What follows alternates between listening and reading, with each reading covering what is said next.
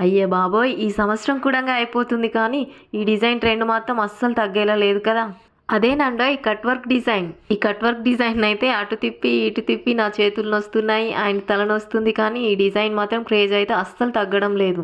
ఇది స్టిచ్ చేయడానికి నేను ఫాలో అయ్యే చిన్న చిన్న ట్రిక్స్ అయితే మీకు చెప్తా ఇప్పుడు. దీనికి యూజ్ చేసే ఫ్యూజింగ్ అయితే నేను నార్మల్‌ది కాకుండా మన షర్ట్స్ యొక్క కాలర్‌కి యూజ్ చేసేదైతే వాడతాను. ఇలా చేయడం వల్ల అయితే స్టిఫ్‌గా ఉంటుంది. మెయిన్‌గా అయితే మనకి వాష్ చేసిన తర్వాత కట్ వర్క్ అనేది మలిగిపోకుండా ఉంటుంది. ఒకసారి ఇటు చూడండి. మనం కట్ వర్క్ కుట్టి రివర్స్ తీసిన తర్వాత మనకైతే ఇక్కడ కొంచెం నీట్‌గా అయితే అనిపిస్తలేదు కదా! సో, నేనైతే దీనిపైన కుట్టు వేయకుండా స్టీమ్ ఐరనింగ్ అయితే చేస్తాను.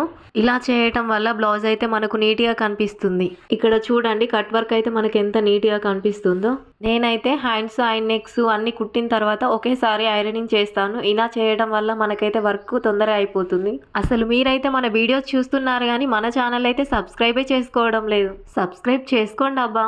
ఫైనల్లీ బ్లౌజ్ అయితే కంప్లీట్ అయిపోయింది. ఇక్కడ హ్యాండ్స్‌కి అయితే నేను చిన్నగా పఫ్స్ ఇచ్చా. బ్లౌజ్ టెజిల్స్ కూడా కట్ వర్క్‌లోనే రెడీ చేశా. ఇక్కడ నేనైతే ఆ కట్ వర్క్ షేప్ ఎంత బాగా వచ్చిందో అనేది చూపెడుతున్నా. మరి ఈ బ్లౌజ్ మీకు నచ్చితే లైక్ చేయండి.